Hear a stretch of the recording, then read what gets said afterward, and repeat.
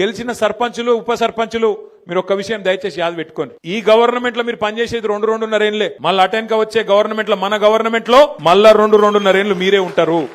కాబట్టి దబ్బన వీళ్ళు ఏమైనా కొద్దిగా కష్టపెట్టినా కొద్దిగా ఇబ్బంది పెట్టినా 1 సంవత్సరం ఓర్చుకోవాలి అంతే. అటెన్కి ఏముండదు వీళ్ళది. అటెన్క ఏముండదు. మీకు వచ్చే పైసలు ఎట్లాగొస్తాయి? గ్రామ పంచాయతీకి రావాల్సిన డబ్బులు కేంద్ర ప్రభుత్వం నుంచి రాష్ట్ర ప్రభుత్వం నుంచి మీ హక్కుగా రావాల్సిన పైసలు, ఫైనాన్స్ కమిషన్ ద్వారా రావాల్సిన పైసలు ఎవడు ఆపలేడు. ఆది శ్రీనివాస్ ఆపలేడు, రేవంత్ రెడ్డి ఆపలేడు, నరేంద్ర మోడీ కూడా ఆపలేడు. ఎందుకంటే అది రాజ్యాంగం. అంబేద్కర్ రాసిన రాజ్యాంగం ఆధారంగా మీకు రావాల్సిన పైసలు బరాబర్ వస్తాయి.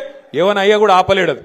కానీ ఏమన్నా గిట్లనే ఆడనో ఈడనో బెదిరించే ప్రయత్నం చేస్తారు. చాలా లంగాలు కాంగ్రెస్ వాళ్ళు. వాళ్ళ మాటినకపోతే ఏం చేస్తారు? సర్పంచ్ గారిని ఏదో ఒక దానిలో ఇరికిచ్చి వాళ్ళని సస్పెండ్ చేయాలి. ఎందుకంటే అధికారం కదా, సస్పెండ్ చేయాలి. సస్పెండ్ చేసి ఉప సర్పంచ్ వాళ్ళ మనిషిని పెట్టుకోవాలి, వాళ్ళకు బాధ్యత ఇవ్వాలని చెప్పి లంగ కథలు చేస్తారు. అందుకే మనకు కూడా తెలివి ఉంది కాబట్టి, భగవంతుడు వాళ్ళకే కాదు మనకు కూడా తెలివితేటలు ఇచ్చిండు కాబట్టి నేనేం చెప్తున్నా అంటే, జిల్లాల వారీగా సర్పంచులకు అండగా నిలబడతందుకు ప్రతి జిల్లాలో లీగల్ సెల్ ఏర్పాటు చేస్తాం. ఎక్కడ ఎవడన్నా మిమ్మల్ని సస్పెండ్ చేసే ప్రయత్నం చేస్తే, చిన్న సమస్య వచ్చిన సర్పంచ్ గాని ఉప సర్పంచ్ గాని వెంటనే ఇక్కడ లీగల్ సెల్ యాక్టివేట్ చేయాలి.